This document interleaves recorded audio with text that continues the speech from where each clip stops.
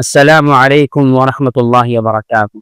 الحمد للہ رب العالمین وبہ نستعین والصلاة والسلام علی النبی الکریم نبینا محمد وعلی آلہ وصحبہ اجمعین۔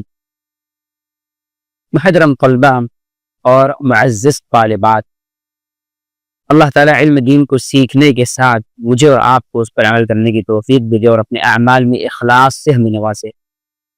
آج کے اس درس میں اللہ کی مدد اور اس کی توفیق سے ماہ رمضان میں کون سے اعمال کرنا چاہیے، وہ اعمال جن کا ذکر قرآن میں آیا ہے، وہ اعمال جن کا ذکر اللہ کے رسول صلی اللہ علیہ وسلم کی احادیث میں آیا اور جن کا تعلق بطور خاص رمضان کے ساتھ جڑا ہوا ہے۔ یہاں پر آج کے درس میں انشاءاللہ تقریباً 7 اعمال کا ہم خصوصاً تذکرہ کریں گے۔ عام طور پر بہت ساری نیکیاں آپ ماہ رمضان کے دنوں میں انجام دے سکتے ہیں، لیکن چونکہ بعض نیکیاں رمضان کے اندر خصوصی مقام رکھتی ہیں اور ان کا ذکر احادیث میں خصوصی طور پر آیا بھی ہے، اس لیے ہم آج کے درس میں 7 اعمال کا تذکرہ کریں گے۔ ان اعمال کو آپ یاد رکھیں گے اور ماہ رمضان کے دنوں میں خصوصاً ان پر عمل کرنے کی آپ کوشش کریں گے تاکہ ہم اور آپ زیادہ سے زیادہ اجر کو سمیٹ سکیں اور زیادہ سے زیادہ نیکیوں کا ہم خزانہ اور ذخیر اللہ کے پاس جمع کر سکیں۔ نمبر 1، قرآن کریم کی تلاوت۔ قرآن کریم کو اللہ تعالیٰ نے نہایت معزز مقام دیا ہے اور رمضان کو اللہ تعالیٰ نے قرآن کریم کا مہینہ قرار دیا، جیسے فرمان الہی ہے شہر رمضان الذی انزل فیہ القرآن ھدی للناس۔ ماہ رمضان کا مہینہ وہ مہینہ ہے کہ جس میں قرآن کریم کو اللہ تعالیٰ نے نازل کیا ہے، ایسا قرآن، ایسی کتاب جو سارے لوگوں کے لیے ہدایت کا سامان ہے۔ یہاں پر الناس کا لفظ استعمال کر کے اس بات کی وضاحت کر دی گئی کہ قرآن کریم خاص مسلمانوں کی کتاب نہیں ہے، بلکہ سارے انسانوں کی، پوری انسانیت کے لیے اللہ تعالیٰ نے اس میں ہدایت رکھی ہے۔ سب اس کو پڑھیں گے اور سب اس سے ہدایت حاصل کریں گے۔ بہرحال قرآن کریم، اس کا تعلق ماہ رمضان کے ساتھ بہت زیادہ ہے، بلکہ قرآن کریم کے نزول کا اختتام اللہ تعالیٰ نے شب قدر کے اندر کیا اور یہ رات شب قدر کی ماہ رمضان کی آخری راتوں کے اندر آتی ہے۔ اللہ تعالیٰ نے فرمایا انا انزلناہ فی لیلۃ القدر وما ادراک ما لیلۃ القدر لیلۃ القدر خیر من الف شہر۔ اس قرآن عظیم کو ہم نے شب قدر میں نازل کیا۔ تمہیں بتا بھی ہے کہ شب قدر کیا چیز ہے، تمہیں معلوم بھی ہے شب قدر کیا چیز ہے۔ شب قدر ایسی رات کہ 1000 مہینوں سے زیادہ افضل ہے، بہتر ہے۔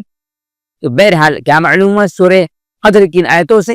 قرآن کریم کے نزول کا تعلق ماہ رمضان اور پھر خاص طور پر شب قدر کی رات کے ساتھ جڑا ہوا ہے۔ تو اس مہینے کے اندر ایک مسلمان کی ذمہ داری یہ ہے کہ وہ قرآن کریم کی کثرت سے تلاوت کریں، قرآن کریم کو خوب پڑھیں۔ رسول اکرم صلی اللہ علیہ وسلم کے پاس جبریل امین علیہ السلام ماہ رمضان کی ہر رات آیا کرتے تھے اور ماہ رمضان کی راتوں میں قرآن کریم کا دور فرمایا کرتے تھے رسول اکرم صلی اللہ علیہ وسلم جبریل امین کے ساتھ، اور یہ ماہ رمضان کی ہر رات ہوا کرتا تھا۔ صحیح بخاری کی روایت میں یہ بات آئی ہے وَكَانَ جِبْرِيلُ يَلْقَاهُ كُلَّ لَيْلَةٍ فِي رَمَضَانَ حَتَّى يَنْسَلِخَ وَكَانَ يَعْرِضُ عَلَيْهِ النَّبِيُّ صلی اللہ علیہ وسلم القرآن۔ رمضان کی ہر رات جبریل امین اللہ کے رسول صلی اللہ علیہ وسلم سے ملاقات کیا کرتے اور اللہ کے رسول صلی اللہ علیہ وسلم ان کو قرآن کریم پڑھ کر سنایا کرتے۔ تو بہرحال یہ قرآن کریم کے دور کا مہینہ ہے، قرآن کریم کی کثرت سے تلاوت کا مہینہ ہے۔ قرآن کریم سے تعلق نبی کریم صلی اللہ علیہ وسلم کا، صحابہ کا، سلف کا بہت گہرا ہوا کرتا تھا۔ تاریخ بغداد کے اندر موجود اس عبارت سے سلف کا قرآن کریم سے تعلق کیسا تھا اندازہ ہوتا ہے۔ چنانچہ خطیب بغدادی رحمہ اللہ نے تاریخ بغداد میں اس کو لکھا ہے۔ حسین العنقی رحمہ اللہ کہتے ہیں کہ جب ابن ادریس رحمہ اللہ کے موت کا وقت آیا تو موت کا جو وقت تھا اس موقع پر ان کی اپنی بیٹی رونے لگی۔ ظاہر سی بات ہے، باپ ہے، موت کی کیفیت سے تکلیف ہوتی ہے انسان کو، بیٹی کو درد ہوا، باپ نے کہا بیٹی کیوں روتی ہے، رونے کی کوئی ضرورت نہیں ہے۔ فقد ختمت القرآن فی هذا البیت 4000 ختمة، میں نے اس گھر کے اندر 4000 کے آس پاس بار قرآن کریم کو ختم کیا ہے۔ آپ اندازہ لگائیے 4000 بار کیا ہوتا ہے.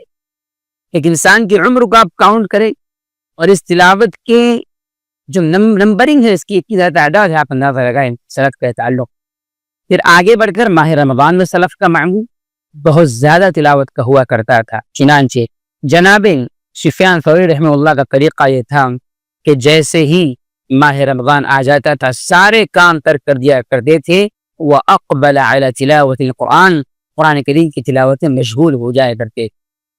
قتادہ رحمہ اللہ بڑے علماء میں ان کا نام آتا ہے, تابعین میں سے. یہ جو ہے عام دنوں میں 7 دنوں کے اندر ایک قرآن کریم کی تلاوت ختم کرتے, اور جب رمضان آتا صرف 3 دنوں کے اندر ایک قرآن کریم کی تلاوت ان کی مکمل ہو جائے کرتی تھی. اس طریقے پر گویا ماہ رمضان کے ختم ہوتے تک 10 قرآن کریم ختم کرتے تھے. بعض سلف کا اہتمام اور بڑھ جایا کرتا تھا, روزانہ قرآن کریم ختم کیا کرتے تھے. اور یہ روزانہ کا مطلب کیا ہے؟ صبح سے لے کر شام تک, دن اور رات ملا کر. ویسے نہیں جس سے بہت سارے لوگ تراویح میں ختم کرتے ہیں. تراویح میں ایک قرآن ختم کرنا ایک دن نہیں, یہ حرام ہے, جائز نہیں ہے, بلکہ 3 دن کی بھی گنجائش نہیں ہے.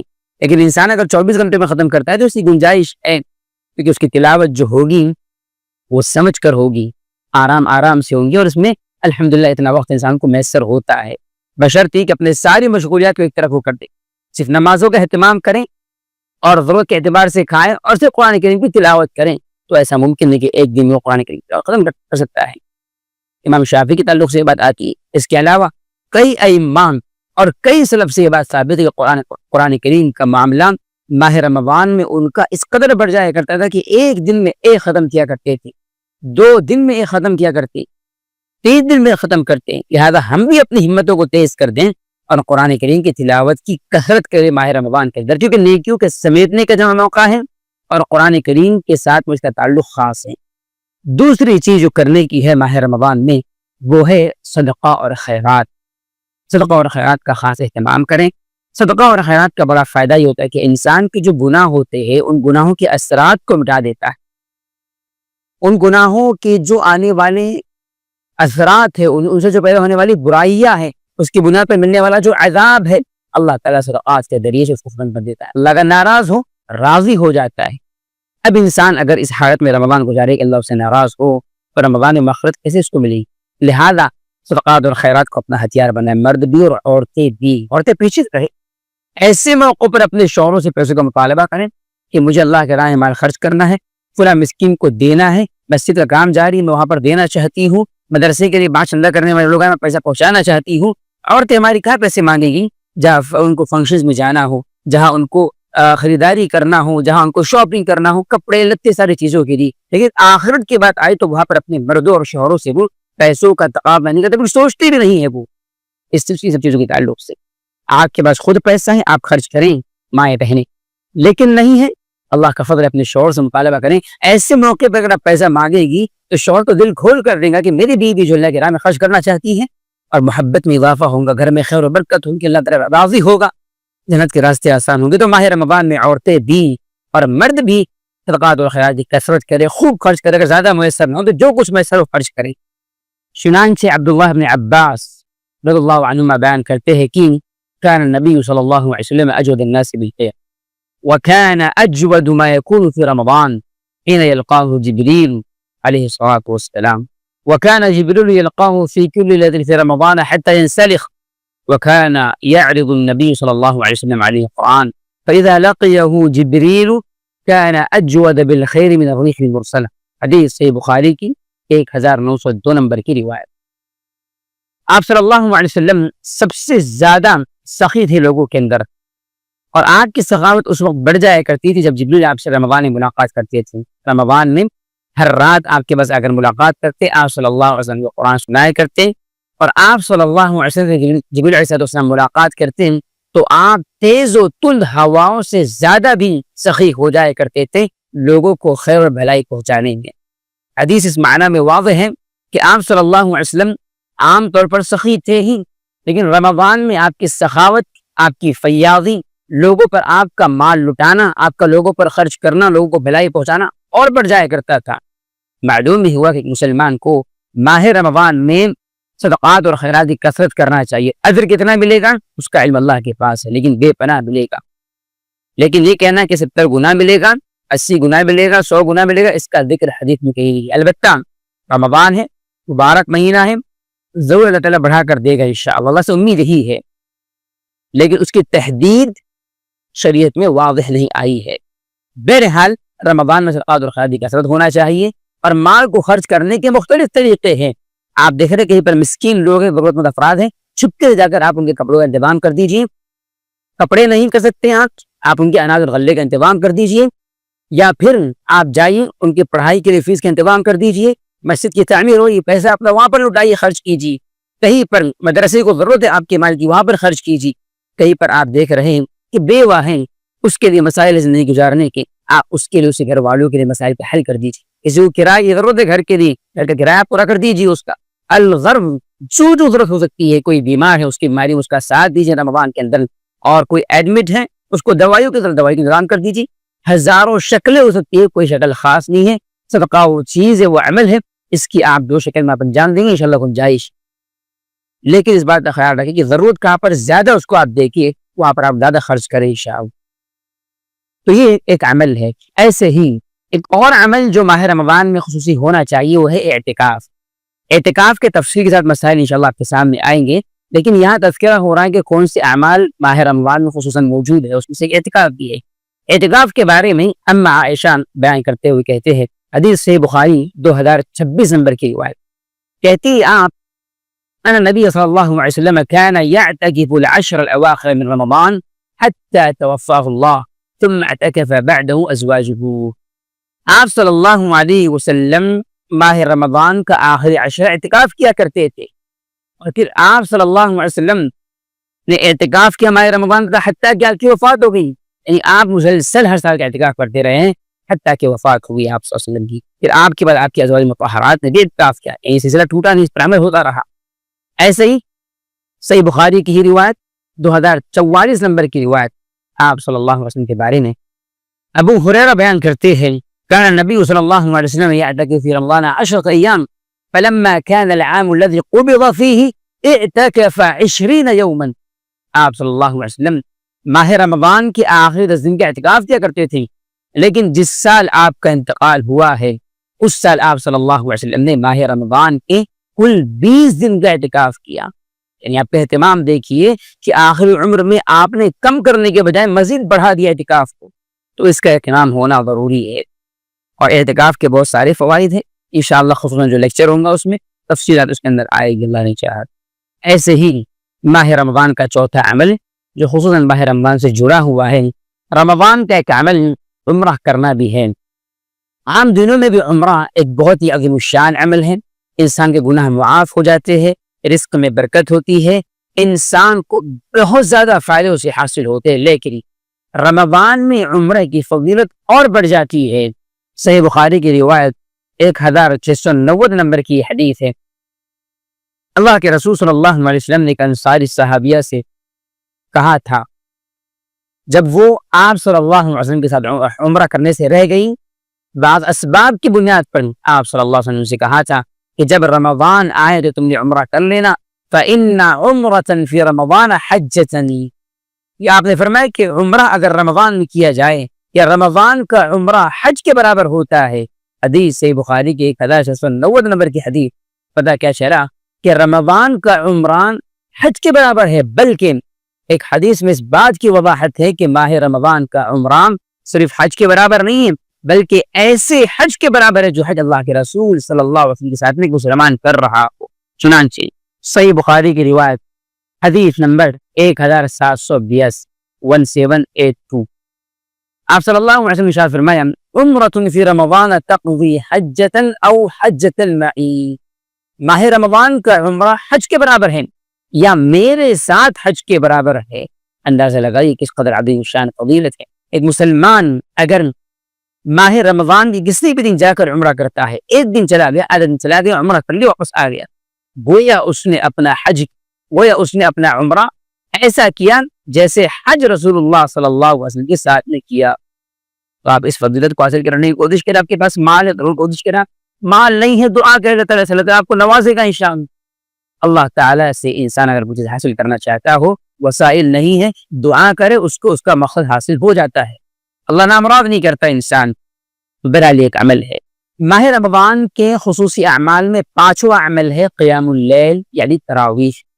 عام دنوں میں بھی تہجد کا مقام بہت اونچا ہے، لیکن چونکہ ماہ رمضان میں تہجد کی نماز جماعت کے ساتھ ہوتی ہے اور موسم ماہ رمضان کا ہوتا ہے، اس لیے اس کا مقام بڑھ جاتا ہے۔ اس بارے میں یہ حدیث سنن ترمذی کی 806 نمبر کی حدیث ہے، یعنی آپ نے فرمایا کہ ایک انسان قیام اللیل کو امام کے ساتھ ادا کرتا ہے، حتیٰ کہ قیام اللیل یعنی تراویح کی نماز میں اس وقت لوٹتا ہے جب امام لوٹتا ہے، یعنی مکمل تراویح پڑھتا ہے امام کے ساتھ۔ آپ نے فرمایا ایسے انسان کے لیے پوری رات قیام اللیل اور تہجد پڑھنے کا ثواب لکھا جاتا ہے، پوری رات تراویح کی نماز پڑھتے رہنے کا ثواب لکھا جاتا ہے۔ اتنی عظیم الشان قبیر۔ دوسری حدیث صحیح بخاری حدیث نمبر 37 نمبر کی حدیث، آپ صلی اللہ علیہ وسلم نے فرمایا من قام رمضان ایمانا واحتسابا غفر له ما تقدم من ذنبه۔ جو انسان ماہ رمضان کا قیام کرے، تراویح کی نماز پڑھے، اس میں راتوں کو اٹھ کر تہجد کی نماز پڑھے، ایمان کے ساتھ، احتساب کے ساتھ، ایمان یعنی صحیح عقیدے کے ساتھ، اللہ پر ایمان رکھتے ہوئے، احتساب یعنی مکمل نیکی اور ثواب کو حاصل کرنے کی نیت کے ساتھ، یہ نہیں کہ بس لوگ کر رہے تو کر رہا ہے، اس انداز میں نہیں، تو ایمان اور احتساب ہوتا ہے اس کے پاس، اللہ کے رسول نے فضیلت سنائی، بشارت سنائی، اس کے پچھلے سارے گناہ معاف ہو جاتے ہیں۔ بڑی بڑی فضیلت۔ ایسے ہی اسی طریقے پر چھٹا عمل ہے دعاؤں کا اہتمام۔ ماہ رمضان دعا کا مہینہ بھی ہے، کیونکہ اللہ کے رسول صلی اللہ علیہ وسلم کی مختلف احادیث میں اس بات کا تذکرہ ہے کہ اللہ تعالیٰ ماہ رمضان کی ہر رات میں باپ جہنمی کے جہنم سے آزاد کر کے جنتیوں میں لکھ دیتا ہے، جہنم سے ان کو آزاد کر دیا جاتا ہے۔ جب جہنم سے آزاد کر دیا جاتا ہے تو کون ہوگا وہ جو اللہ سے مانگے گا، سوال کرے گا، کیا سوال کرے اللہ تعالیٰ سے۔ ایسے ہی رسول اکرم صلی اللہ علیہ وسلم کی احادیث میں اس بات کی وضاحت ہے کہ روزے دار کی دعا خصوصاً اللہ تعالیٰ قبول فرماتا ہے۔ اللہ تعالیٰ روزے دار کی دعا کو رد نہیں فرماتا ہے، اور پھر اگر روزے دار اس حالت میں پہنچ جائے کہ تھکاوٹ بڑھ جائے، یعنی اب روزہ شروع کیا ہے، حتیٰ کہ بڑھتے بڑھتے مغرب کا وقت آ گیا، نہیں بھوکا ہے صبح سے، اب عاجزی کا وقت ہوتا ہے، آپ صلی اللہ علیہ وسلم کی حدیث میں اس بات کی بشارت ہے کہ افطار کے موقع پر روزہ دار کی دعا قبول ہوتی ہے، لہذا اس کا اہتمام کرنا چاہیے۔ خصوصاً ماہ رمضان کی شب قدر کی راتوں میں دعا کا اہتمام ہو۔ اللہ کے رسول صلی اللہ علیہ وسلم نے دعا سکھائی ہے، اللہم انک عفو تحب العفو فاعف عنی، اے اللہ بے شک تو بہت معاف کرنے والا ہے، تو معاف کرنے کو پسند کرتا ہے، لہذا مجھ کو اللہ معاف کر دے۔ اس کا اہتمام خاص طور پر کرے کہ ایسے ہی ساتواں عمل جو آخری ہے آج کے درس میں انشاءاللہ، وہ ہے تفطیر الصائم، روزے داروں کو افطار کروانا۔ چونکہ اس مہینے میں پورا مہینہ مسلمان مرد عورتیں روزوں کا اہتمام کرتے ہیں، چھوٹے بڑے اور سارے مسلمان عرب عجم اہتمام کرتے ہیں روزوں کا، لہذا موقع زیادہ ہوتا ہے روزے داروں کی افطار کروانے کا ہم دنوں کے مقابلے میں۔ اور روزے داروں کی افطار کرنے کی فضیلت کیا ہے، آپ صلی اللہ علیہ وسلم نے بڑی اہم بشارت سنائی ہے، اس بشارت کو ذہن میں رکھیں اور آپ گھر بیٹھے بغیر محنت کے بڑی آسانی کے ساتھ میں بڑا اجر کما سکتے ہیں۔ اجر کیا ہے؟ آپ کو روزے دار کو جتنا اجر مل رہا ہے پورا اجر آپ کو ملے گا، حالانکہ آپ نے روزہ رکھا بھی نہیں ہوگا۔ یہ معنی یہ ہے کہ ایک انسان جب کسی روزے دار کی افطار کرواتا ہے اور ایک روزے دار کے کھانے پینے کا انتظام کرتا ہے، اس کے لیے سارا بندوبست کرتا ہے، اللہ تعالیٰ اس کو بھی روزے دار کے اجر کے برابر اجر دیتا ہے۔ حدیث کو ملاحظہ کرنا ہے، چنانچہ سنن ترمذی کی 807 نمبر کی حدیث، رسول اللہ صلی اللہ علیہ وسلم نے ارشاد فرمایا من فطر صائما فله مثل اجره غیر انه لا ينقص من اجر الصائم شيء، کہ جس نے کسی روزے دار کو افطار کروایا، اس کے کھانے پینے کا افطار کا نظم کروا دیا، اس کے لیے روزے دار کے برابر اجر ہیں، ساتھ ہی روزے دار کے اجر میں کوئی بھی کمی اس سے واقع نہیں ہوگی۔ گویا یہاں پر علماء یہ کہتے ہیں کہ ایک مسلمان مرد ہو کے عورت ایک رمضان کے روزوں کو 2 رمضان کے برابر کر سکتا ہے۔ کیسے؟ وہ خود کا بھی روزہ رکھ لیں اور ساتھ میں کسی ایک شخص کے روزے کے کھلانے کا افطار کا انتظام کرتے۔ آپ سوچئے اس کا اجر بھی مل گیا، اس کا اجر بھی جمع ہو رہا ہے۔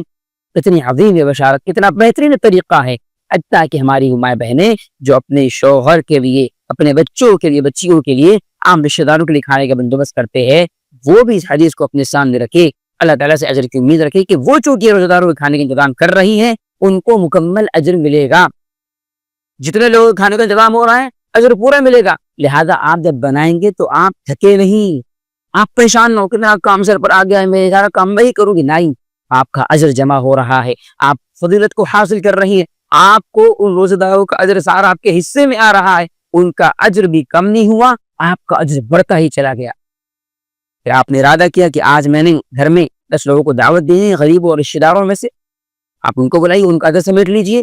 آپ کا من ہوا کہ مسجد میں بڑی دعوت ہم نے کرنی ہے, کروا دیجیے غریب مسلمانوں کے لیے, آپ کو سارے مسلمانوں کا اجر حاصل ہوگا جن کو آپ نے افطار کروایا ہے.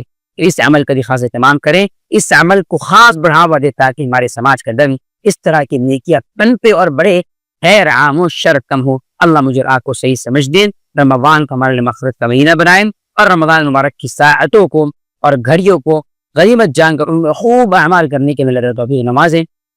آمین رب العالمین. علم کو حاصل کرنے میں عزیز ساتھیوں اور پیاری بہنوں, عاجزی اور کمزوری اور سستی کو بالکل بھی اس میں رکاوٹ نہ بننی تھی. ہمت کے ساتھ, شوق کے ساتھ ساری مصروفیات کو ایک طرف کر کے آپ علم کو حاصل کرنے میں چھٹے رہیں. سارا فائدہ اسی کے اندر ہے, ہر شر سے بچنے کا راستہ علم کو حاصل کرنا ہی ہے. وما عین البلاغ. السلام علیکم ورحمۃ اللہ وبرکاتہ.